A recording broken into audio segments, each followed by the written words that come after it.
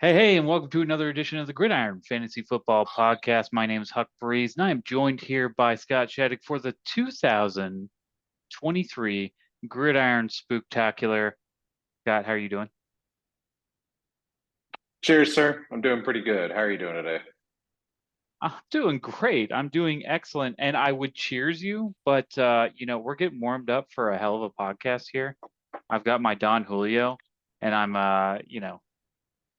ready to roll, take some shots just in case. We've got some fun in store for you guys, some trivia, some matchups, some free agent news, some quarterback talk, a lot. However, before we get into that, considering this is the spooktacular, I would feel remiss if I did not ask you, Scott, what are you watching? Lately, I watched the other day was the Pope's Exorcist on Pope's Netflix. Exorcist. Yeah, Okay. yeah, with Russell Crowe. It was better than I thought it was going to be. I'll say Really? that. Yeah, yeah, I kind of had pretty low expectations going into it. I mean, I think the name sounds it's kind of fucking stupid, that going into it. But Yeah. they did a pretty good job. Not gonna lie. It's not the best movie in the world. I would have paid money to see it, but for free on Netflix, yeah, that was pretty I good. I haven't seen it, and the reason why I've always passed up on it, because like I said, I love horror movies. I love all the Halloween, everything, and I try to watch as much as possible. But the reason I passed up on it is because I feel like it's snakes on the plane. Like, is it like that? Is it something just absolutely ridiculous, or is it? No, no, they take it very seriously. I thought it was going to be something more like that too. Like Yeah, I don't know, like it was going to be like Snakes on the Plane meets uh, Constantine or something. right. Is kind of what I was expecting, but it was better than that. No, I thought Okay. it was pretty good. Yeah. What are you watching lately? So I went, and I am kind of ashamed to say this, but I went on a Jordan Peele spree because I have seen none of those movies. So, Nope, Us, and Get Out. I saw them all in a row, and they were excellent. I thought they were really good. I would say my favorite of all three would probably be Get Out, Hmm. and then Us, and then Nope. Nope, just I don't know. There wasn't a lot there for me. I felt like you know something different, but the last one I watched was Us, and it was excellent. And like I said, I feel bad because this is something I've been wanting to watch forever, and I just never got around to it. And I was like, let's knock them out all three in a row. So Do you know the story of him becoming a director? no, I don't. Enlighten me. So, because him and his partner did the show after Chappelle left, and they had a great show, Key and Peele, and then they were both Mhm. acting. They're moving on to movies after that, and as they're moving on to movies, they asked Jordan Peele to be in the Emoji movie, and they asked him to Mm. be the shit emoji. Oh, And really? so, yeah, and so he said in an interview after they asked him to be the shit emoji, and he thought if all my work as an actor has culminated to this, then I'm done. And he said, I'm done acting. Don't ask me to do roles anymore like that. I'm fucking done. And he started directing and producing and stuff. Wow. Okay. And he's been very successful doing Yeah. it. Those are great films, and I Yeah. really enjoyed Yeah, them. they're great films. He has a very, very good style. I like his style for sure. Yeah. Yeah. So I'm going to take one of my shots here from last week's shop bets. Which one is this? This one's going to be for old Clay here, losing the professor. He put up a damn good fight, damn good fight. And if it wasn't for Bynum on Monday night, I still think he could have won that. Cheers to you, Clay. You're going to get one this season. Don't worry. Cheers, Clay. That's tough. 'Cause- I mean, ooh, that is tough. That was a tough loss for him because I know he really, really needed one. Um, okay, let's get in some football. Let's talk about some quarterbacks. There are some situations, in fact, four situations here that I want to talk about today, where quarterbacks are in and out, and you really have no idea who's going to start on Sunday. You don't know how that affects the skill players on that position. So I just want to talk it out and see where you are on some of these things. Let's start out with the Raiders. Jimmy G had some back problems last week. They went to Brian Hoyer, who obviously shit the bed against the Bears. Aiden O'Connell came in, finished it off, did decent. I would assume he would be the starter if Jimmy G missed some time. It looks like Jimmy G is going to play. What's your grasp on this situation? Is Devonte Adams really just being brought down by the situation? You look at his last 3 weeks, and it just really hasn't been there as far as fantasy points. Do you think he can be a successful wide receiver going forward with the situation they have there in Las Vegas?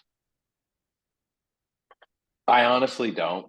I honestly don't because his best situation was going to be with Jimmy G, and it was okay for some games. It wasn't for others, and now Jimmy G's already going back into his uh, shitty injury ways. I mean, it's not his fault, but it is.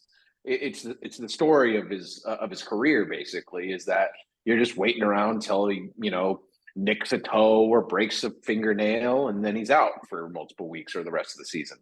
Hmm. And so, and if that does happen, which has already happened, already started to happen, and so he's not going to start getting healthier really throughout the season. If Brian Hoyer or Nacho Libre have to go in there, we already know what they can and essentially can't do, and that's pretty much get Devontae Adams the ball or really anybody else. And so then that, of course, that obviously hurts Josh Jacobs because they're just going to load the box. So it's it's getting real shitty real fast in Las Vegas. I agree. Listen, Jimmy G gives them the best chance to win, and him being back this week is good. But even before Jimmy G was out, they weren't really getting Devontae Adams the ball at the rate that they wanted to, and you can see that in his points, which it really confuses me because there's people in our league that are pining after Devontae Adams. They're like, "Hey, what's the price on Devontae Adams?" I mean, I think they're hoping he gets traded. I assume right now a lot of people have been like I dropped what's it somebody and they're like, oh, but what if he gets traded? And I'm like, well, but it's you can't wait around for that, hoping he gets traded essentially. But even um then, I mean, he's a very talented wide receiver, but we're not talking Tyreek Hill here. I mean, he's got last 3 weeks, he's got a total of 20 points or 20 and change. Before that, 11.5. You could find supplemental receivers. He's got that 1 week against Pittsburgh. They scored 2 touchdowns, had 172 yards. and they lost that game. They lost Right. that game. Yes, they did lose So that game. so in the game that he's proud of his production, the team lost. Right. And in the games that they've won, but he didn't have enough yardage to his own name, he was complaining. So it's hard. I think it's hard for them to shop him right now because most teams are looking at him like, yes, he's talented, but do we really want to put up with this shit right now? Because Well, I mean, we haven't really seen a prima donna wide receiver in a while, and he might be. I mean, it's no Ocho Cinco status like we've seen in the past, but he might be the biggest prima donna wide receiver right now. Antonio Brown ish. Um, but yeah, I mean, I think they came out publicly and said that they weren't going to trade him. So what you see is what you get with Devontae Adams. I mean, if that's who you want and that's who you're going after in trades, sure. But if you're paying first, second, third round value, you're getting ripped right now. Well, I know that Trevor gets a lot of offers for Devontae Adams every day. I mean, I would sell him Cause high the because owner, cause the owner. oh, Trevor's cause the coming owner. That's after right. him. Yeah. That's right. Oh, that's what it is. Okay, okay. Yep. Yeah. Yeah. All right, let's move on to the Titans here. Vrabel came out and said that Malik Willis and Will Levis will see the field this weekend. Tannehill's out, but you don't know if you see Tannehill in week 9. You're a Tannehill owner. Even when he comes back, is this a situation? I'm talking DeAndre Hopkins, Traylon Burks, Derrick Henry, the whole offense. Is this something that you can find value in or something you just want to stay away from? I mean, he's a matchup or injury filler basically now because I feel like teams know that just send the house at him and he won't be able to move fast enough. And even if he gets the ball away, just get your hands on him and he'll eventually leave the game. So it kind of it doesn't look great for him. If somehow his ankle could get better in the middle of the season, but like I say, it usually doesn't. So um, We'll see. He'll definitely come back and play though, just because Malik Willis is terrible, and I mean, we'll see what Will Levis can do, but I'm not expecting too much. I think that there's some intrigue with Will Levis. I just don't think that there's anybody in that offense that could make them a upper echelon offense like they were a few years ago. They need a lot of help. And I don't think that the quarterback change is going to do it by itself. Not saying that Tannehill is like the be all end all or everything's on his fault, but it's just one of those things where that offense, everybody knows what they're doing. So it might be a coaching Yeah. thing. Everybody knows that they're going to come with the run and the play action just not working. So if I Will think it Levis just comes in, for so long they were able to do that. They were able to be like, "Oh, we're going to run it," and they're like, "Yeah, we know you're going to run it." We're like, "Fuck it, we still get 20 yards because Derrick Henry right, ran over 5 people." And so I think they kind of they got comfortable with that, and now all of a sudden people are like, "Yeah, we know you're going to run it, and we're going to fucking stop it." And they're like, "Well, now what do we do?" You yeah, know, and it's kind of I don't know, it's elementary it seems like, but you know they've got definitely have to get some better play calling. It sounds like I agree. you also got to think like AJ Brown was there when they were super successful. And not saying DeAndre Hopkins is not good, but AJ Brown's a game changer, field Mm-hmm. stretcher. And so, yeah, I don't know. I don't think that they're in competition for the AFC South, but we'll see. The Browns, tell me what you really think about Deshaun Watson. He was cleared to come back in this last week, and I don't know, chose not to, or they chose not to. PJ Walker came in relief and finished out the game, although Deshaun Watson was healthy. They came back, said he was day to day. Now he's headed for an MRI. Again, is this something that you can find value in? Anybody from this Browns offense, or is this something you want to stay away from? I personally, I feel bad for PJ Walker. That guy went out there and beat the fucking San Francisco 49ers. And then they were like, hey, if Deshaun Watson decides he'd rather play football than have fingers in his asshole this weekend, we're sending you to the back of the practice squad. And then they're like, oh, well, it sounds like Deshaun Watson's kind of a little bitch. That's what everybody in Houston said, but we didn't want to listen to him. And they're like, can you get back in there and win this game again for us? And I will say this, you know, it did look like when Deshaun Watson was in there, he got hit and then he was just kind of laying there for a while. So maybe there is something wrong with his shoulder. Shoulders are very complicated joints. There's a lot going on in there, but it just seems like when multiple tests can't find anything, multiple doctors are clearing you. It just and you have the zero amount of monetary incentive to play because you've already been paid. Then it's like you have to start thinking that you know it's just a matter of choosing not to play. And I get that, man. A lot of people don't want to play NFL football. It's very rough, it's violent, it's tough out there. You signed up for it though, so we're expecting you to go out there and play. So I honestly feel bad for PJ Walker because he's been doing great. I don't think there's many valuable fantasy pieces in the Browns offense other than maybe parts of the run game that aren't as consistent as you need them to be. But you know, this weekend Jerome Ford, for instance, did pretty well. But I think they should just cut ties with Deshaun Watson and go with PJ Walker, honestly. Or I mean, they'll go eventually. PJ Walker won't be the starter, but for now, I think PJ Walker is somebody. I mean, he's hit waivers and he's on waivers in our league right now. And think about what's happened to Deshaun Watson. I think we've seen a pattern or enough of a pattern that PJ Walker needs to be owned the rest of the season. And if not I PJ agree. Walker, then somebody else, then whatever backups there. Why did someone drop PJ Walker? If he So Deshaun started. He ended up starting the why game. is did they He ended send up. him back to fucking a practice squad or something? They do that every Is week. They do that to See, make that's what I'm room. saying. Like, why do they fuck this kid? They're like, thanks for winning the game again for us because the guy we paid all the money to is a complete little bitch. The practice squad. Well, Like, what you the can only fuck is do wrong with that. them? You can only do that so many times before somebody needs to get paid a full contract, So right? they're making they're making sure they're doing it the max amount of times. Yes. Yeah. They're doing it That's fucking sad. until they got to pay him full price. And so like That's right sad. now, if somebody wanted PJ Walker, they could go get PJ Walker off his practice squad if they wanted to, like any NFL team, which would put the Browns in a very But put the yeah. Ravens, the Bengals, the Steelers should fucking do that just to screw them. I don't think They that the should.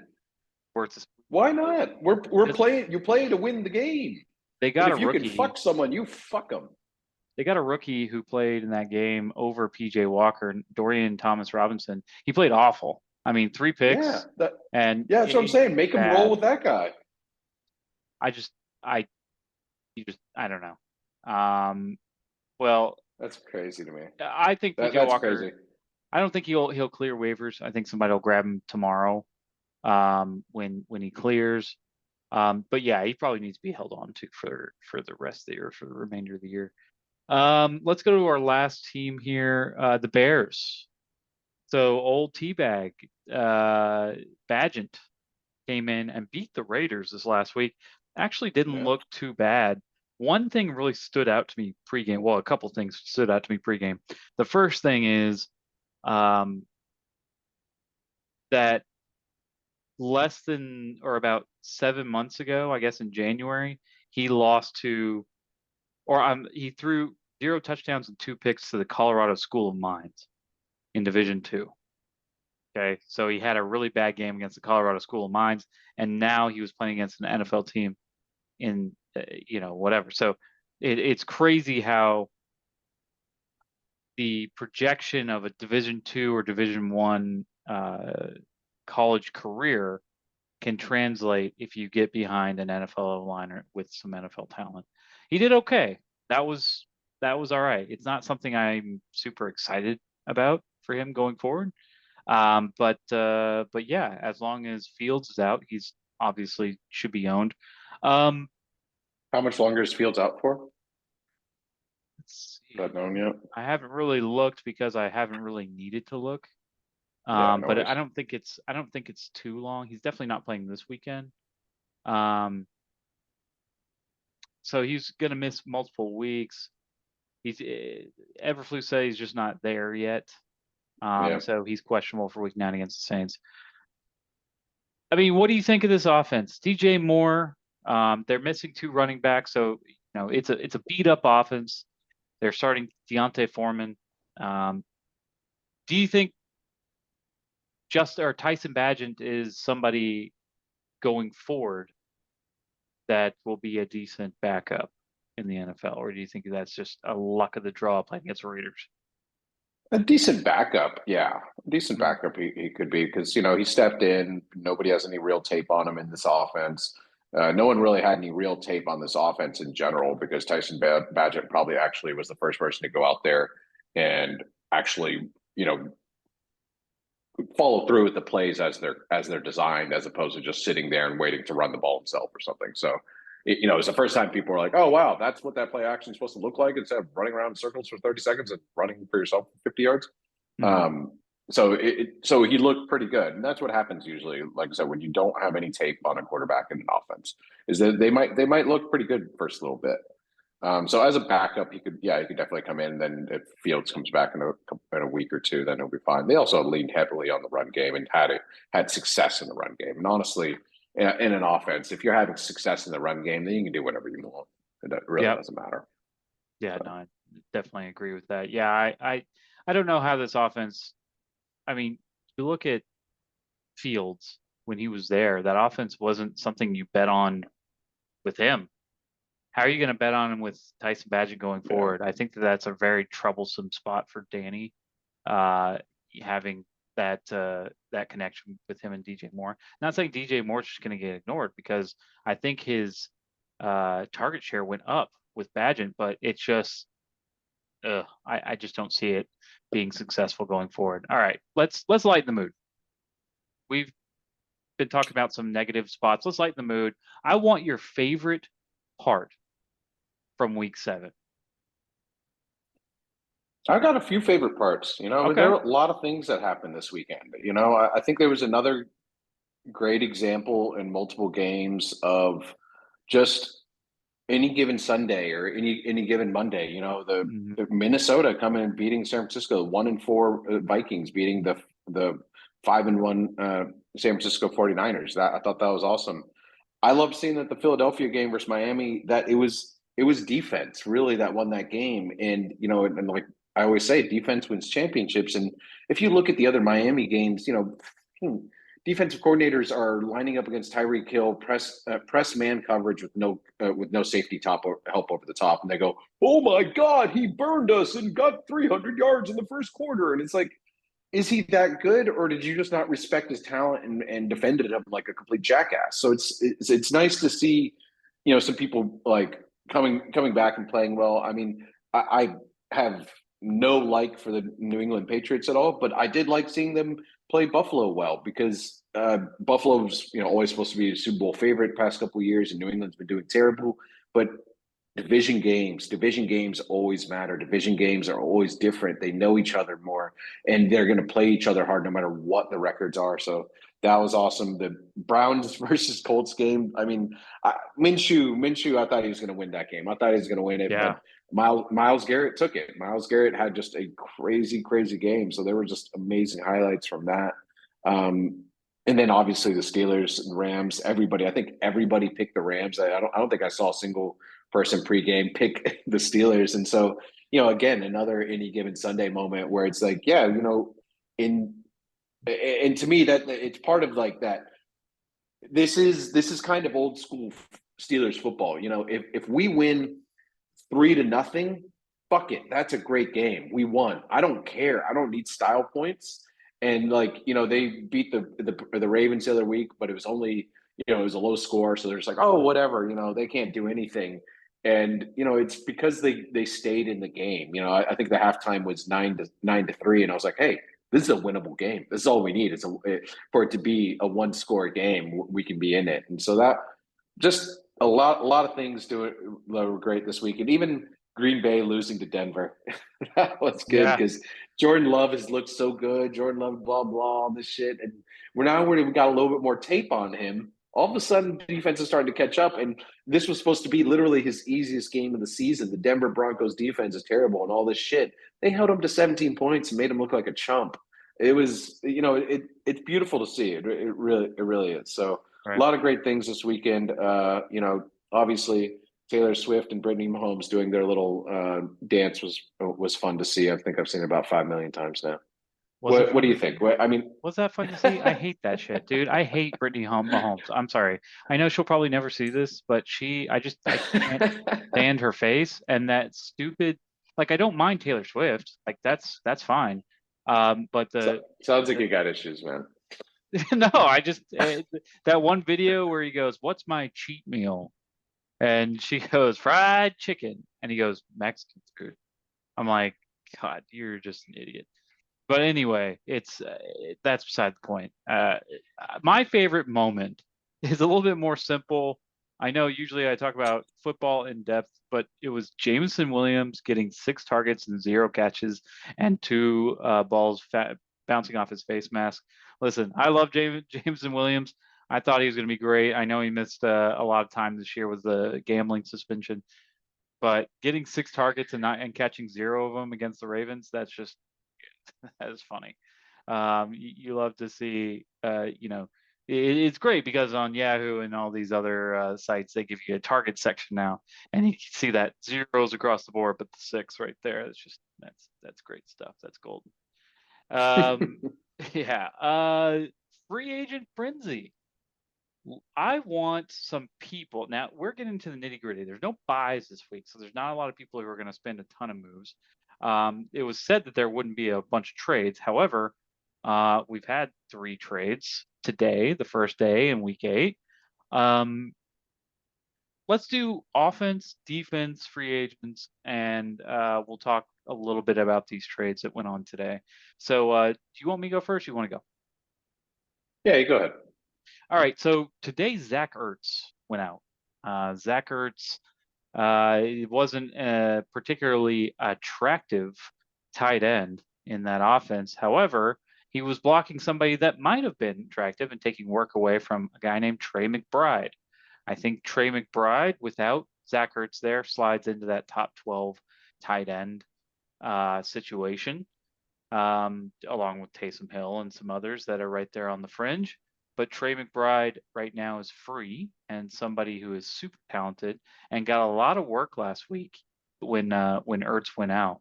And I think that's what makes me most optimistic about McBride going forward. He was somebody who was pretty high on my rankings going into the year, but 3 catch for 29 yards on 6 targets after Ertz went out is somebody that I would be excited about if you needed a tight end. On defense, we'll talk about Kenny Moore. Kenny Moore for the Colts. I'm never a corner guy. I don't like corners because you're depending on somebody. You're depending on the offense to play out the way you want it to. You're depending on quarterback to throw your corner's way, and or picks or whatever. In Kenny Moore's situation or the way he plays, he seeks out the ball carrier. So he's good on run defense. They don't have a choice but to throw his way every now and then because they have so many injuries. They line him up all over the field. So yeah, Kenny Moore is somebody that I really like as a defensive guy. Really has shown out these last 5 weeks. Let me see here. Kenny Moore. Yeah, 15, 7, 8, 15. So he scored 7+ points the last 4 weeks, 1.5 sacks last week, and has a pretty good schedule coming up here, facing New Orleans, Carolina, and New England. So I like Kenny Moore and Hassan Reddick. I know I talked about him last week, but man, if you watch those Commanders, their O-line just letting people through. just Howell, just I'm on your sorry. way, sir. Go right ahead. We faced each other last week, and Howell, I watched a lot Yeah, of that game. Howell's the worst. I didn't watch that game. It wasn't Howell's fault. It's not Howell's fault. He was rushed on Um, every single play. So, cheers to him getting his ass kicked. That's my yeah, other shot for our game here. yeah, numero dos, numero dos. Um, but yeah, those are my offense and defense. What do you got, sir? Wiping it down with some wine. Honestly, I mean, there's some people out there, but if you're looking at the waiver wire now, like, and you don't know what to do, then I feel like you better just pick up the people we're telling you to take because I like Kenny Moore. I do. I'm saying, but because it's like right now, I'm looking at some people's defenses and like there's certain DBs that get like 2 or 3 points on a regular basis. And Kenny Moore is great. I liked him. I'm a fan. I know you're not a corner fan, but there are some good corners out there. You got to find them. And I like Benjamin St-Juste from Washington Commanders. Guys racking up points lately. You know, doesn't have a bye till week 14, so you don't have to worry about that. The only thing you got to worry about is low projections. But like I said, he's putting up double digit points past couple weeks. I like his production. On offense, there's not that many people I like. It's tough. I kind of want to take a gamble on Tyler Boyd though. I just have a feeling about him coming Yeah. back after the bye. Joey Burrow coming back after the bye, coming back stronger. San Francisco's defense is starting to get a little exposed. I could see him coming back strong. It's a little bit of a gamble, but I feel like everybody on the free agency is a gamble right now. So I think we have something in common when you're talking about Boyd. We both had Higgins on our team in the last week or so. I kind of thought about that trade. I was upset about that trade when you did it for Rashid Rice, but then I got Higgins on my team, and I immediately started shopping him because I don't believe in T. Higgins. I just didn't. The rib injury and what has mhm. happened to him over the last few weeks, he has shown zero production. So yeah, I mean, he was hurt, 2, 3 in the last 4 weeks. Then he hit his bye, so you're expecting him to come out and be productive after that bye, a little bit more healthy. I don't know. I guess I just didn't see it. I was shopping him for much, much less than I wanted, and Calvin Ridley became available. I The think guy that's that something disappeared. to kind of like take notice of at kind of the first 5, 6 weeks of every fantasy football season is realizing the people you drafted. A lot of them, especially your upper picks, they're going to have some sort of name notoriety, and realizing whether they're living up to that name or whether you need to trade now based off of the panache of last year's name, Yeah. basically. And be like, hey, yeah, remember Remember those great games last year? They were awesome. Yeah, T. Higgins, he was killing it. You want to try? Like Yeah. you gotta, you gotta see who still has that. Oh, T. Higgins could come back at any moment kind of feel. And then now, because all of a sudden, I feel like also after each trade, a little bit more notice goes into. Oh, listen, he's not who he was last year. Who the fuck is this guy? You know. Yeah. Yeah. Um, Yeah. I'm not quite putting T. Higgins as a name, but I get what you're saying. T. Higgins is somebody that hasn't been around long enough to have name recognition. You just kind of you want a piece of that Bengals offense, which hasn't really lived up to its yeah. stature this year. And so if you have the number two there behind Jamar Chase, maybe you can get some weeks where he gets 1 or 2 touchdowns. So I just wasn't willing to do that. I didn't want to be patient with that. And Calvin Ridley, I have more belief in going forward. So I went ahead and moved that. The other trade, we had a few trades today, nothing huge. We can even go into last week. They just seem like simple trades. You had Jerry Judy for uh, Jordan Mason. I guess you were taking a risk to see if uh, CMC. We've talked about this as far as handcuffs. He's probably one of the most valuable handcuffs is whoever's backing up Christian McCaffrey. So I mean that's not like a terrible, terrible trade. Uh, the trade this morning, Aaron Jones, DeAndre Hopkins, Devin White for T. Higgins, Jerome Ford, Micah Parsons. Uh, I just think that this Cleveland rush offense is. I mean, I drafted Chubb, and I think it's excellent. I think the O line's excellent. I think the run scheme is excellent. I just think they can't fucking pass the ball, and so I believe in Jerome Ford, Mike Parsons. Give me some of that splash D. I looked at my defense last week and I said I need a makeover, a whole defensive makeover, and I've tried to do that. But anyway, that's enough of that. This is an interesting thing, Scott, and so I haven't talked to you about this. We haven't talked to it or talked about it in the outline or anything. I want to do a trivia, and there's something I used to do for us. God, it's been about a decade, I would think, and that was the weekly. It's before I like had a job, and I was just going to school. I had hours and hours during the day to look at fantasy football, but it was the all-time record between you and the opponent for the week. You remember that? Oh, I remember that. Yeah, Yeah, yeah, I used to do that every yeah. single week. I'd send that out before the Sunday of your record versus your opponent all time and your playoff record if that came into play. So I'm going to give you the teams, the opponents for this week. You have to tell me who has the better record all time. If you get it wrong, sir, you got to take a little mini shot. If you All get it righty. correct, I will take the mini shot. Okay. Do Okay. I you like this. accept? You I accept? do accept. I accept. Okay. All right. Let's start out with. Oh, by the way, a little Don Julio here. What do you got? What are you drinking? I've got a little Casamigos. Casamigos. Man, I want to trade. You want to trade? Yeah, Love me some pass it right Casamigos. here. Yeah, I got a little bit right here. Um, let's start out with the Maestro versus Brad. Maestro versus. Let's see.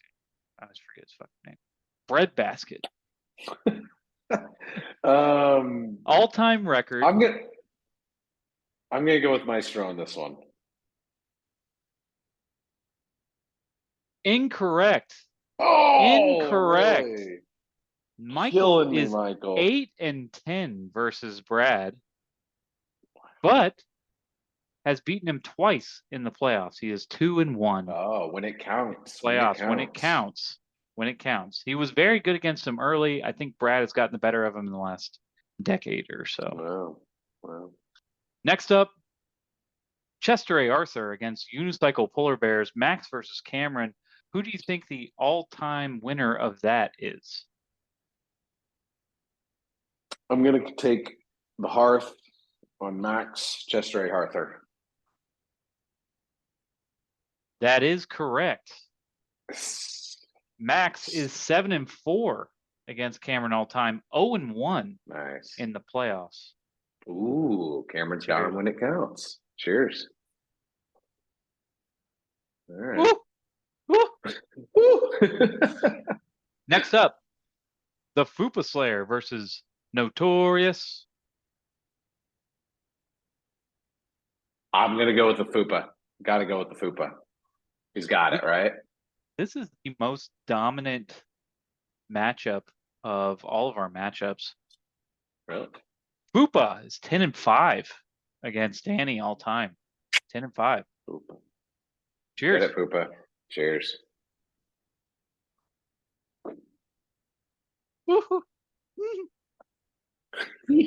Clay versus Hedeman. Notorious against Eternal Touchdown. I'm sorry. Eternal Touchdown against Last Man Standing. Shots good. I'm going to go Eternal Touchdown. Come on, Clay. Don't let me down. Incorrect. Clay is 8-11 against Hedeman, but 1-0 in the playoffs. Hey, he's got it when it counts. All right. He's got it when it counts. Woo. There was one thing I wanted to go back to was the Michael versus Brad matchup. So 8-10, Brad is winning. But something I didn't notice is, you know how we have rivalries where we face each other twice a year now? So for the last two, Michael has been Brad's rival. So they're like racking up. They faced each other 4 times in the last 2 years. I did not realize that. That is just, it was bonkers. I was looking at it, I was like, what? And I think Michael is like 3-1 against him in that time. So he really struggled against him like prior to that. Let's do Neil versus Trevor. This is an interesting one because this is the oldest of all of our matchups. It goes back to 2005. Who do you think has the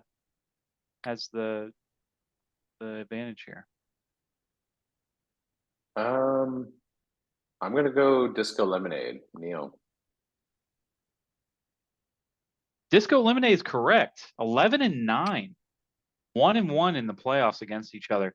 The thing that's most interesting about this is, like, for the past decade plus, Neil has just absolutely owned him. Like, I think it's something like 9-1. Like he was 1-8 yeah, he was 1-8 or 2-8 in the first 10 matchups, and then just bowled over him. Because I was like, wow, Neil really sucks against Trevor. In the last 10 years, it's been ugly. Here we go. Cheers. Yeah, going down smoother. This one doesn't have the history, but we're going to go Darth Scott versus Professor. Who do you think has the advantage here? Sad to say, but I think Professor has it. He's come in pretty strong in his first few years, and in his first few years, I have not been playing very well. So, Professor, yeah, I see yourself pouring a shot. It could be for the next one. It could be for the next one. You never know. You never You're know. really hoping I'd pick myself there, just out of sheer gusto. I'll definitely win this one. Yeah, Cause is 3-1 against you in the last 4 matchups, so 4 years of Cause, and he is 3-1. Oh, also, guys, if you face each other this year, I'm sorry, we're not counting this year yet. This is historical books. Cheers. Okay, well, I'll take one with you for this one. Cheers. Thank you. Ooh. Yeah, you're a lot better than I thought. All right, last one. Sex Raptor versus Camacho. This has the most playoff matchups and the only matchup that is a repeat of a past championship. I'm going to go with Camacho on this one. Correct. He actually has the most wins, or tied for the most wins, against any opponent this week. I am 6-11 against Chase. Oh, wow. I really took care of him when he first entered the league. I've struggled since then. I'm 2-2 against him in the playoffs. knocked him out Is 2 that why years in a row. he changed his team photo of a picture of you sleeping at the draft I don't in know. Arkansas? Maybe I'm flattered though. I'm flattered. And it just seems like I do that every year. If I have some alcohol in me and I sit down, I lose You it. found a comfy chair. Yeah. However, I will say this is the only repeat of championship, and he was my first victim. 2010, that championship was my first championship. So cheers to Chase as well. Oh, all right. Let's get into some matchups. What do you think? Let's do it. Let's do it. Let's The start out the with. matchups, not sex. Oh yeah, there you go. Yeah, these shots really hitting. Uh, the Maestro versus Breadbasket. Tell me what you think of this. This, it's starting to look a lot like we were talking about earlier in the week in our group chat that the top of the league is getting a bit top heavy, and I think it's going to keep going in that direction. And this is one of those examples here. Maestro doesn't seem to be hurting in any kind of way by weeks or injuries. Other than Jalen Hurts, there's a queue on him, but there's no fear of him not playing basically in the weekend. Breadbasket, I don't think really stands a chance here. It's just Jordan Love as his quarterback starting to play pretty bad. They're already talking about maybe replacing him soonish. He's going against a division team who just looked really good and beat the Niners. Their defense is starting to get hungry. So probably smell some blood in the water. And his second quarterback is Deshaun Watson. Does he have a backup when and if he doesn't play? No. Malik Willis. So yeah, so Malik Willis. that's Okay. that. But I mean, yeah, that's still not going to be. That's not going to be great. Who are they playing? Atlanta. Okay, it's not the best defense, but still, you're hoping he goes positive essentially. Whereas Jalen Hurts and David Carr, they're going to have a good week, and then fucking Maestro's wide receivers are so good. Keenan Allen, Rashid Shaheed, Terry McLaurin versus Breadbasket's Jahan Dotson, Jamar Chase be great, but I mean, if San Francisco's going to do anything, I would take Jamar Chase away. He might do well, but I wouldn't expect him to have a great game. And Nico Collins coming back as well. I love Nico. I mean, these are some good wide receivers. I still like Maestro's better, and then his running backs, Etienne, Kenneth Walker the third. Again, I mean, Breadbasket's not a bad team here. I just see Maestro winning slightly in every position, and every slight win really ends up making this a bit of a landslide. So, yeah, it's a shame. Listen, I'm going to disagree with you, and I'm going to give a preemptive warning here. I'm going to be very critical with these because I've had like 4 or 5 shots. Did not expect you to do so well in Oh, my so tell eyes. me the truth here. I'm going to be very critical of these teams. Listen, last week, I know Breadbasket wasn't supposed to win. He was put up in a situation against Hoop Slayer, like with a ton of buys. He did nothing. He did barely anything to try and win. And it's not just to win that week. It was to make his team better going forward. And he didn't do anything. Okay. He there were ways that he could have competed last week while also making his team better going forward. And he did none of it. He did nothing. He refused to give up pieces like Mixon or Pierce or Jamar Chase, which I'm not telling people that they need to give up some of their best players, but you need to field offers, and he didn't. And every move, and I mean, just coming from me, but it's not just from me, it's from other people, anybody that tried to trade with him, he came back with offers that were just not feasible. They just weren't good. That's not the way you negotiate at all. So I just think he put himself. Last week was a critical week for him to put himself in a good position going forward. He's 3-3. You look at his team, you say his team's not bad. His team's not good at all. When you have Deshaun Watson, who was your first round pick, as I mean, you have no idea if he's going to play or not. No idea. We've talked He's about this not. earlier. He's not going to play. I'll tell you right now. Sure. So then his quarterback's going forward because got PJ Walker on waivers. So maybe he has a waiver in for him. But even then, it's Jordan Love, PJ Walker or Jordan Love, Malik Willis. Malik Willis isn't built for the long He's run. got number one waiver. That ain't that some bullshit. Yeah, I mean, you'll get whatever. PJ Walker. Sure. Yeah, but I'm just saying. So he gets PJ. I mean, maybe, yeah. So he gets PJ Number Walker. one waiver. This What a is dick. still. I mean, we saw Jordan Love. You said Jordan Love was terrible last week. Like Jordan Love going forward is a big question mark. I'm just saying. I think this team. He had chances last week to go out and do things to make his team better going forward. He did not do But that. you're talking about whole team redos. Like when I Frankenstein my team, we know Brad's not that guy. That's like saying Hedman needing Hedman to do that. He's not going to do it either. I feel like there's multiple people in this league wouldn't do it. So we know he's just not that guy. You're that guy. I'm that guy. Trevor's that guy. Max is that guy. But there are people that like to stay home with their draft picks. And so, yeah, he needed to make big moves. I agree with you. But he was never going to do it. Right. And yeah, you're absolutely right. You're spot on with that. It's just, if you're never going to do it, then see you in the lottery next year. So, yeah, I'll see you there, buddy. On the, well, we'll see. Hopefully not. The Maestro on the other end, this is probably the most well put together team and draft. I thought it was John. John got hit with injuries. This is the most well put together team.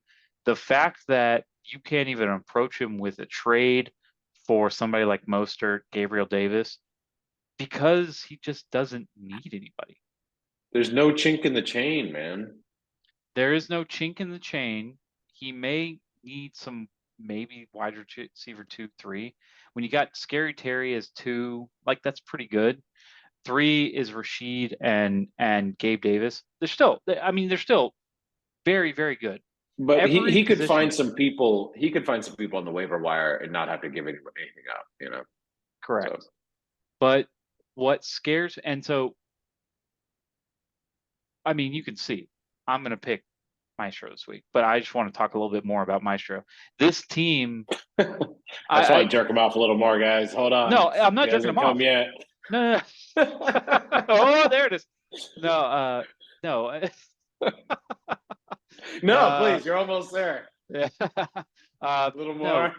No. So when this team reaches the playoffs, though, if you don't make changes, you sit on your hind legs. You don't go read for value here or value there. You're just like, hey, I'm winning.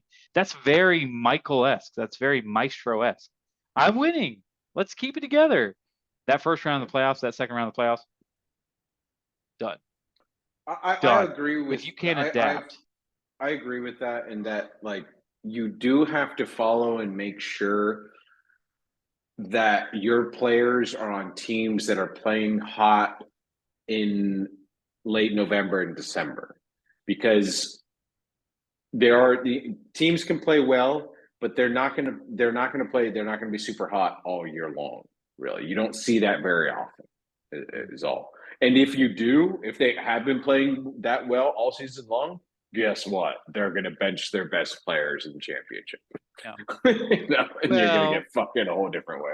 But, we have our schedule set up so you'll never get your, that's right. Yeah, unless it's 2 weeks early. If somebody wants to bench their people 2 weeks early, then they must be fucking really kicking ass. Yeah. Okay. We're both on Michael. Let's go to the next matchup here. What we're talking about is Chester A. Harther versus Unicycle Polar Bears. What do you think here? Ooh, I am sick and tired of picking Cameron's team to win. I really am. Him with all of his points and his victories, is that supposed to impress me? Is that supposed to be like, ooh? That don't impress me much. Exactly. So, I think that if Justin Herbert can just kill it versus Chicago, which I feel like, he should be able to tear up that defense. If Bryce Young can go, and now this happens. I did Bryce Young versus Houston. That's an interesting game because it's the two, they're both drafted this year, and Bryce Young obviously being the first overall pick. He might go off. You never know. I've seen that sometimes, when you see the quarterbacks that played each other in college, they gain some other sort of competitive mentality when they play each other. Like Jalen Hurts versus Tua this past weekend was actually pretty entertaining. Hey, quick But timeout, quick timeout, quick timeout. You play Bryce Young or Ritter? Because he's got that choice. I'm looking at his brat. I play Ritter. I play Ritter all day. I play Ritter all day. Yeah. Tennessee has been terrible, and they're going to start a second quarterback, might turn the ball over all over the place. And I think Ritter has been playing better. Other than those couple stupid fumbles last game, he should have had a lot more points. And Bryce Young versus Houston's defense. Houston's defense has been playing really well, and I know they're both coming off a bye, but I would still take Houston coming off a bye over Carolina right now. So yeah, I would start Ritter. I think that's a bad choice there, because when you're playing against Lamar Jackson and Jared Goff, you're going to need all the points you can get. You really can. Lamar Jackson's at Arizona, so Arizona's been falling off lately after their hot start, and Jared Goff's going against Las Vegas, who I'm sure he's going to want to get back on track after getting destroyed by Baltimore last week. Um, I mean, the easy choice is unicycle polar bears here. Drake London, Mike Evans, DK Metcalf for Chester Arthur. Those sounded good a lot better preseason. Mike Evans is okay, is probably his best wide receiver, but at Buffalo on a Thursday night on a short week, that's not what you want to see. Drake London's really not as good as you want to do. DK Metcalf might not even play. His rib injury has really been hindering him all season, and on top of that, he's playing against Cleveland. So even if he does play, it's not great. Whereas across the board at Unicycle Polar Bears, Zay Flowers, Monte Brown, um, you're starting Amari Cooper, really? Okay. That's terrible, but whatever. He doesn't really need to have a great third wide receiver. He'll probably already be leading so much in points by here. So, yeah, fuck Unicycle Polar Bears. I don't like saying he's going to win, but he is. He'll probably go 8-0. So I'll pick him for the league pick'em to get me another point ahead of Neil. So I didn't know that was so important. The reason Cameron is so successful is, the lack of weakness, just like Cameron. And the fact that he's got a killer team. He's got a yeah, killer team. and he did hit the weakness with Kyron Williams, and it just so happens that he picks up Kareem Hunt available. I dropped him, and then Ford gets hurt. So it's like good things happen to the people who are already doing well. Sometimes you get all the luck, The rich but get again, richer. the rich get richer. But it is week 8, right? So it is week 8. I'm sure you don't want to peak in week 8. Yeah, I'm sure everybody. Got I'm sure. I'm sure everybody around the fantasy was very upset with Jared Goff last week and said, "Oh my God, why did I have Jared Goff this week?" But I think Cameron might have been the only person in fantasy football that had Lamar Jackson on the other side cleaning up for him. So he watched that game going, "Man, Goff, you suck ass." But Lamar Jackson was having one of the games of his life. So, uh, you know, I'm not going to say luck because luck is, he has a good team, but there's been a combination of both talent and luck to bring him where he is today at 7-0. Listen, on Max's side, I think Max is very, very balanced. I think he's done a really good job after losing Rodgers. I really do think he needs to play Ritter this week. Bryce Young is not very good, and I don't care about the Texans matchup against quarterbacks and them being in the top 10 against quarterbacks. That doesn't matter to me. I really honestly think that if you're starting Drake London, you need to start Ritter. And if he does that, listen, there's one thing that Max is much, much better than Cameron, and that's defense. Defense wins championships, sir. It does. I'm not going to shit you here. I think Max's defense is. Don't you shit a shitter. I'm not going to shit a shitter. Is so much better than Cameron's. And I think that's going to be the difference in this game. I'm going to go with Chester A. Arthur, contingent on the fact that he starts Ritter over Bryce Young, because Bryce Young is just not good. But I'll do a Shot shot. bet? Contingent on if he starts Ritter. Contingent. All right. I If he think starts Bryce Young, once he listens to the podcast, he'll put Ritter in. I everybody mean, it'd be listens to foolish us. not to. Yeah, I know. You gave the disclaimer. Listen, you better fucking Yeah. listen to us, right? I mean, okay. You got Bones and Donnie Mexico telling you to put in Ritter. I think it's time to do it, buddy. That's true. Fupa Slayer versus Notorious. What do you think of this one? Danny might be in trouble. I agree. I think Danny is in trouble here. Fupa Slayer, he did get some chinks in the armor recently, some injuries and some other things going on, but he's still kind of rolling along, and none of those injuries were as bad as anybody thought they might be, so far at least. So, I mean, Brock Purdy's still playing well. Christian McCaffrey's still playing really well. Minshew even played great last week against a really good defense. So you can get at least something out of him, and he doesn't have to waste a spot on his roster with Anthony Richardson anymore now that he's decided to go get the season-ending surgery. So he's dropped off a little, but I mean he's still a pretty strong unit, a pretty strong team. Tyreek Hill, Chris Godwin, Tyler Lockett at wide receiver. Love all his wide receivers. They got tough matchups versus New England, Buffalo, Cleveland, but I still expect them to put up points. Notorious is starting Josh Dobbs versus Baltimore. It's not good. Tyson Bagent versus the Chargers. That could be all right. I don't know how long you can depend on that. But he's got Stephon Diggs, DJ Moore, and Cortland Sutton, which not bad. I still expect Fupa Slayer's wide receivers to beat that, and I still expect Fupa's quarterbacks to beat that. I just I think that Notorious has got too much blubber on the belly for Fupa Slayer not to pounce. Okay. Basically. Yeah, too much blubber on the belly. Yeah. Yeah. So Josh Dobbs going up against Baltimore, who is the most stingy team against the quarterback in the NFL, and Josh Dobbs hasn't thrown a touchdown in 2 weeks.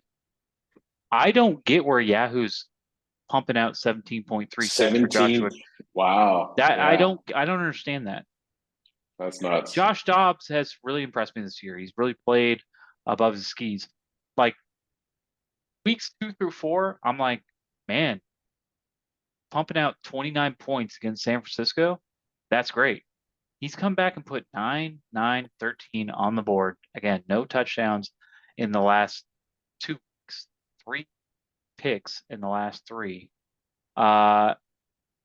It's just I don't see him meeting that 17.36. He's already behind in 21 in projections. He beats him in every single position. Right now, Notorious doesn't have a tight end. I came out and offered him Goddard and Jacobs for Eckler, and he didn't want to pull that trigger. So, not saying that he should or shouldn't, but that was something that was out there. I'm sure he should be a candidate for guy Trey McBride earlier.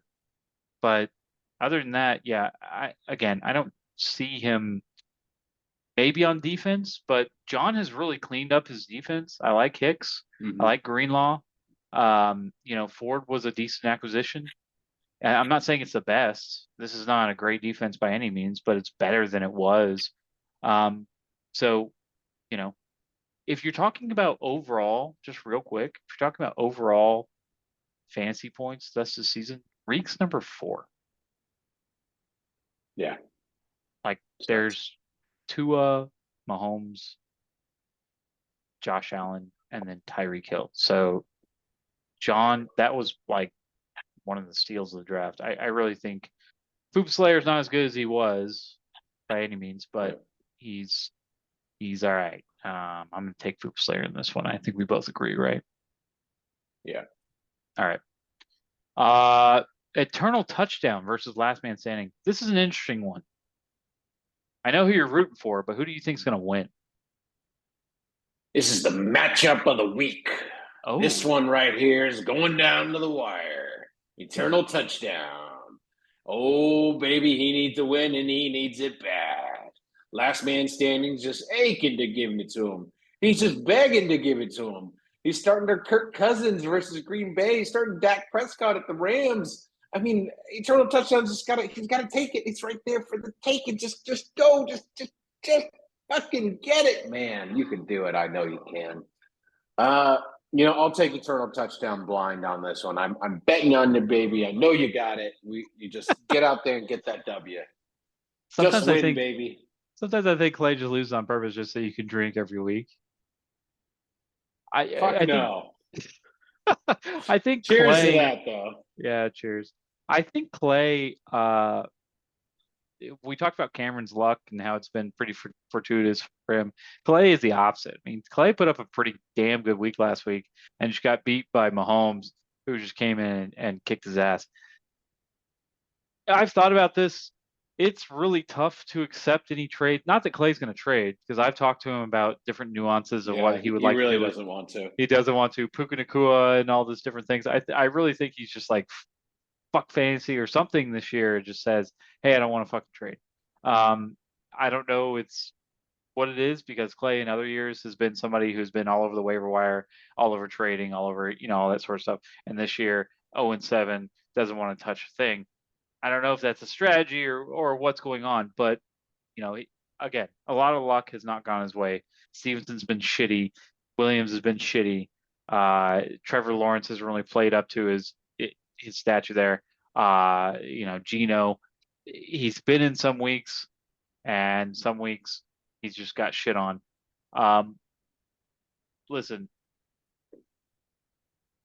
I think that Hedeman really has put together a team coming out of a championship that is not as bad as other championship teams at drafting out of that 14 spot. I don't know if that's a compliment or what. Um, Hedeman last week, we don't see this very often, but didn't set his lineup prior to game starting. He didn't have, Really? yeah, he didn't have a starter in at defensive back, and he left that open. He picked up Kayvon Wallace, who ended up getting 0 points because he's not the starter anymore. And then actually today he got waived, so he just kind of went with somebody who had scored some points. Um, that being said, I don't want to be the person that picks against Clay and has to drink. I think at this point, Clay's team is better, more like talent wise. Dak Prescott against the Rams is not a good matchup. Uh, you know, I I like there's some things about this. Pacheco Foreman against the Chargers, Thielen against anybody. Those are like great matchups. I just think overall Clay's team is better. He's got a good defense. Scott's defense is real shitty. It's real bad.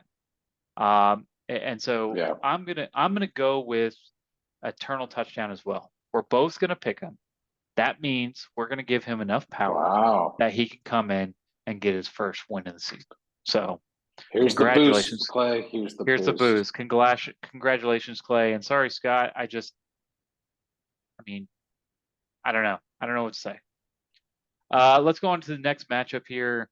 We're going to talk about Disco Lemonade against the Rumham. What do you think? This is a tough one. Yeah. This is a coin flip, I think. You've got Tua versus New England, which I think honestly, if Belichick is still of sane mind, he'll have looked how defenses have played Tua lately and do the exact same thing and just frustrate him. So he might not go crazy.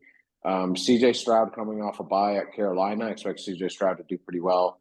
Joey Burrow, though, as well for Rumham at San Francisco, probably not great. He's coming off a bye, so he could could do well, but San Francisco defense still going to put up a good fight. And then Jimmy Garoppolo at Detroit. Does he have the backups in case Jimmy is going to play? Okay, okay. I Hopefully he mean, finishes he's the game. pretty confident. It's I'm good. pretty confident, yeah, that he plays. Is Jimmy confident? That's the real fucking question. He But doesn't Will look confident. Every time Levis, he goes on the field, he's like, "Please don't touch me." I And know that's everybody's a like, "A two-hand touch with Jimmy over here." he's been trying to get Okay. rid of him too, and he knows that he's like a Oh, bottom of the I bet. I barrel. think. Oh, you're talking about. Oh, Trevor. yeah. I'm talking about Rumham. I thought you meant the Raiders. I was like, they've been Nah. trying to get rid of him, and I bet. Yeah. Yeah. Um, but Rumham's wide receivers, AJ Brown, Olave, and CeeDee Lamb, they just blow disco lemonades out of the water. Josh Palmer, Garrett Wilson, and T. Higgins. I'm sorry, those are just all pretty pitiful, especially compared to Rumham. So Rumham's kind of pulling away there with that. Alexander Madison is starting to play a little better, but still not much you can count on. His running backs really aren't great, but it's sad that Bijan Robinson really hasn't been living up to as much. I feel like as much talent as he has. I feel like he could be putting up a lot better numbers. Between that and James Cook, I don't think either anybody's going to run away with the running backs there. And then you throw Kelsey into the mix at Denver. I mean, if Taylor Swift shows up to the game, he's going to go off. If not, maybe he's just going to probably do better than most average tight ends, especially Evan Ingram. So It's I'm pulling towards snowing today. Rumham here. It's snowing today in Pulling towards Denver. Rumham. Oh, it is. Oh, that's nice. I'm leaning towards Rumham on this one. I think it's going to be a close matchup, but I think he takes it. So Neil has also ran into some terrible luck. That Bijan shit last week. Do that Yeah. Yeah, that was shitty. where they just He's just like, yeah, I'm didn't just tell not going to anybody. play. Yeah, they just didn't tell anybody. Yeah. I mean, that's rough. I think Neil's team's still put together. I mean, it's still really good. I mean, as far as quarterbacks are concerned, I have two of the top 10 quarterbacks, but Neil, I think, is first in points in quarterbacks with Tags and Stroud overall. I mean, he's had them all year. I've only had Russell Wilson part of the year. Before that, I really struggled. Um, so, he's good at quarterbacks. I think obviously he's better at quarterbacks than what Trevor has on the other side. And even with that New England matchup, I don't think there's a matchup that's really terrible for Miami in any sense. So, that's great. I like Neil's matchups this week. I like Neil's team. Let me give Rumham props in that I really did not like Rumham's team going into the year. I thought the wide receiver, bad quarterback, and Kelsey strategy was not going to work. But since then, he's put together a really solid defense from top to bottom. He has the best kicker or one of the best kickers in the league. He's got Joe Burrow. He put Joe Burrow on his team. And didn't really have to replace any of that stuff because he had some different options to play with. So he's done very well. Here's the advice that I'm going to give Trevor when he's pining for somebody like Devontae Adams or whatever. Do not trade your way out of a championship run. Do not overthink what you're doing right now, because I think right now what he's thinking by picking up Devin Singletary, who is absolutely worthless. I know he got some. He even had the same amount of carries as Dameon Pierce last week or the week before that. Don't overthink this and try to just get bad running backs just as a strategy. Like, you can still play Jaleel McLaughlin. You can still play other running backs to fill this in. You don't have to have really bad running backs. You don't have to trade for somebody with a stack and jack to have Jimmy G and whatever. You have a great team here in front of you. You've done enough to be competitive from here on. We talked about Michael and how he's got no real weaknesses. You have obvious weaknesses at quarterback too and running back, but you definitely have a better defense than somebody like Michael. You have a great team. So I think you should stick with it. This week, I'm going to pick Rumham. I think that, his Matchups with AJ Brown against Washington, having that hammer on Monday night with Jimmy G, no matter who it is, just having a hammer on Monday night is something that that really gives you an advantage. So I'm going to go with Trevor. It's close. It's very close. Did you pick Trevor or did you pick Disco? I did pick Trevor. Pick Trevor. Yeah, we're both going with Trevor. It's close. It is very close. I like Neil's team. And I think Bijan comes back and scores some points. I just Trevor's team, Trevor's matchups. Um, he's on a roll. I just like Trevor's team. Uh, let's go to Darth Scott against the Professor. Defend yourself, sir.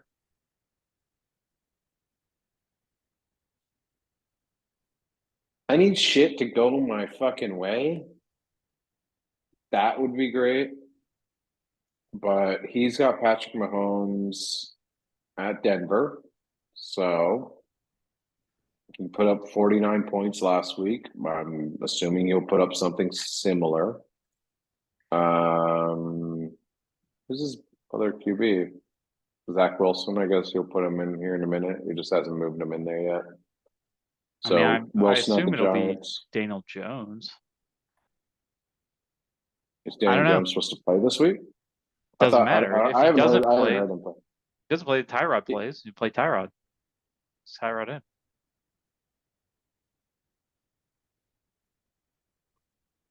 I mean, I don't think either situation is very good. I don't have much faith in Zach Wilson. I don't have much faith in Daniel Jones or Tyrod Taylor versus the Jets defense. But I think that it doesn't matter because Mahomes will cover. And then he's got Devontae Smith, who honestly is droppable. Devontae Adams, who's been acting like a complete little bitch, and the Raiders should drop him.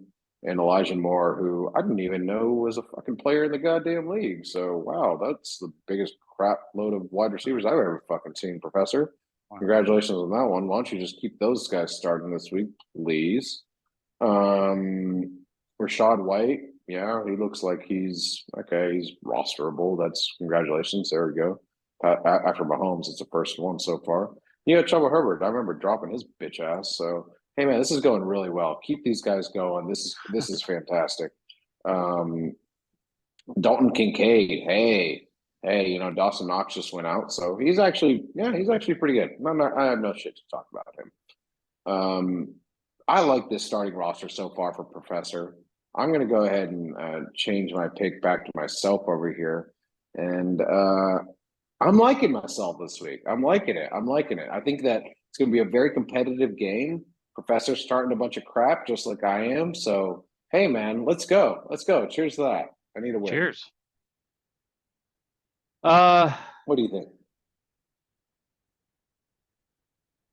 I'm looking at Cod's team, and again, it's going to sound like a You're personal looking for vendetta. reasons to pick them. You're looking for No, reasons no, to no, pick no, them. no, I no, can tell. I can look no, at. I can see it in your face. no. I'm seeing a lot of weaknesses. I'm seeing running backs, and he says and it's another one of these like Clay, who has a very a lot of trade denials. Like, I'm not going to trade unless I get the better part of the trade. Like, I need to win. I'm not doing a 1-for-1.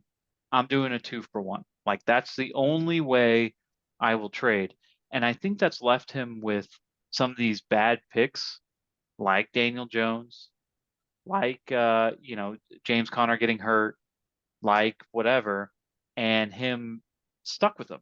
Like, I can't move him, right? He had Cole Kmet. He's had tight end problems. He's picking up Kincaid, who looks like somebody that can do some work. But I see weakness at running back, both of them, right? White isn't somebody that's going to score 20 points. He'll be lucky to get to 10. I see Hubbard with a healthy Miles Sanders is probably not startable.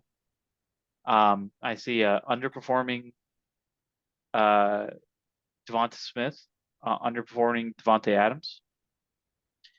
It's like Mahomes carry me to the playoffs. That's what it is. And Denver, I know, is I mean, I don't know how you go from Mahomes playing Chargers, who are the number one pass defense, or number one most susceptible pass defense, to Denver, the number two most susceptible pass defense.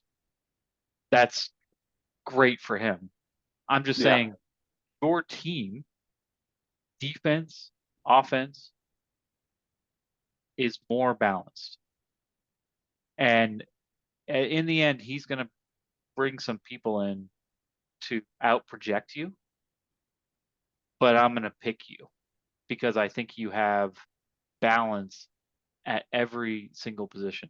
Things that I think that you could improve on, obviously, quarterback, um, Dobbs. You talk shit about that Green Bay offense, and you watched it last week. He still second fiddle. I would play Samuel over Dobbs. I'll be honest. Samuel did crap last week.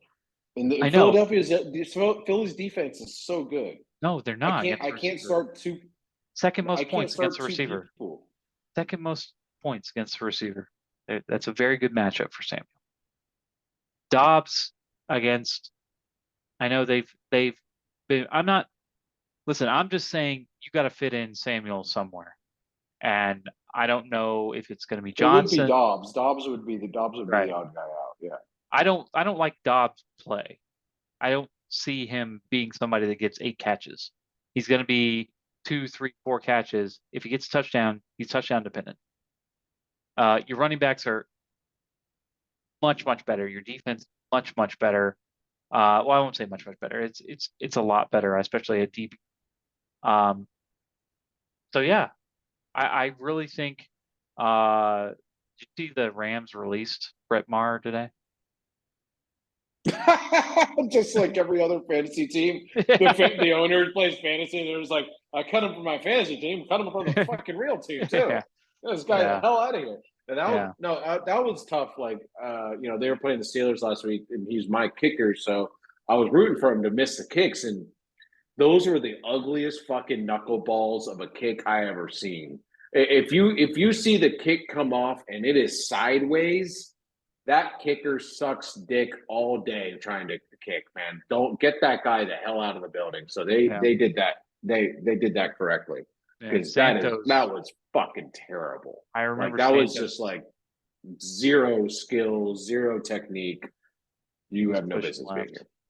Yeah, Cairo Santos used to do that for the Bears, and I just remember being like, just throw curveballs like he was bowling, and I just Yeah. remember being like, that guy will never be on my team. I can't. My heart Yeah. can't take those kind of kicks. But yeah, I'm gonna go with you. Don't let me down. Let's get to this last matchup. Let's get to this last matchup. Sex Raptor against Camacho. Tell me what you think. This is another really tough one. This is gonna. I think this might be one of the closest matchups of the week. I mean, I love Josh Allen for you starting on quarterbacks. Josh Allen is great, but I hate quarterbacks on a short week. And Tampa Bay's defense has played really well, so that's not great. And Josh Allen honestly hasn't like points wise has been doing well, but I feel like he's turning the ball over a lot. I just feel like it's on a slightly downward trajectory right now. And you got Russell Wilson versus Kansas City, who Kansas City's defense has actually been the reason they've won most of their games this year. So Yeah. I'm a little worried about how well he's going to do there. On the other side, Stafford's at Dallas, whose Dallas's defense has been falling off lately. I expect him to bounce back after the loss this week. And he's got Baker Mayfield at Buffalo. I do expect Buffalo to absolutely destroy Baker Mayfield's face because they're going to teach him that he doesn't know how to play football because he actually doesn't. It should be fucking benched, kicked out of the league. But hey, I think they're going to show him that lesson this week. Next week, he'll probably play some crap defense and look really good. So it doesn't matter. But it's kind of tough. That might be end up evening out there because both of you have some tough matchups. That might actually even out. The crux is on Matthew Stafford. He could go off versus Dallas. If he does, then you're screwed. Wide receiver wise, is it Jordan Addison, Jameson, Jordan Addison, Calvin Ridley, and Josh Downs. I like those wide receivers. I expect them all to be very productive this weekend. On the other side, Camacho's got Cooper Kupp, Jalen Waddle, and Jerry Judy. You know, I think that I expect that to be even, but Camacho still has the higher ceiling. I feel like on a lot of those, other than Addison. Addison played out of his mind this past weekend. He could do that again, but I still feel like Camacho has a very high ceiling. I feel like Kupp could go off. I feel like Waddle could go off. And then a running back, Gus Edwards. You're starting Gus Edwards and Josh Jacobs. Both had pretty. Gus Edwards had a pretty decent week past weekend. Josh Jacobs, I feel like the offense is starting to go in a downward trajectory in Las Vegas with everything that's going on with the quarterbacks and just the turmoil in the locker room because Devontae Adams is a little punk bitch. And then across the board, you got Camacho with Tony Pollard, who's pretty consistent with how much he gets the ball, and same with Breece Hall. I'm starting to lean everything towards Camacho here, and he's starting Taysom Hill, who's starting to catch on fire here this season, so he could go off against Indy. I'm sorry, man. I'm going to take Camacho here. He just looks like he's What? beating you slightly in every category. What? Yeah, yeah. Slightly in every That's. category. You think his quarterbacks are better than my quarterback? You think Josh I Allen? think it all could balance out, but I feel like Stafford at Dallas has a higher ceiling than Josh Allen on a Thursday night versus Tampa Bay. Baker Mayfield right now is questionable to play. Yeah. So he was But is limited that a today. real cue? He'll play. I mean, he was limited He's today. built different. He's Okay. built different. Baker Mayfield's going to play. Okay. I mean, maybe. I don't know. If he doesn't play, then you've got an advantage. Okay, but he's less than 100%. Even if he does play, he's less than 100% against a Buffalo team on the road who's been second best against the QB. This is also a Buffalo team prior to two of their main, Tre'Davious White and Matt Milano, going to IR. It changes their defense immensely because that's two of their best players on two different levels. Baker could still go off. Okay. I mean, we'll see. Listen, under normal circumstances, Kupp and Waddle would be, the best combinations. If you had Justin Jefferson or Samuel, I'd be shitting my pants against those receivers. Yeah. I'm not, because if you look at the production from Addison and Downs, they're not available anymore. They've shown that they can every week be wide receiver ones. I love them. Ridley is in there because Christian Watson is injured, or I presume he's going to be injured. He had a knee problem last week. You should pick someone up off the waiver wires then, because I mean Ridley's good, but his production lately isn't dependable. Against Pittsburgh.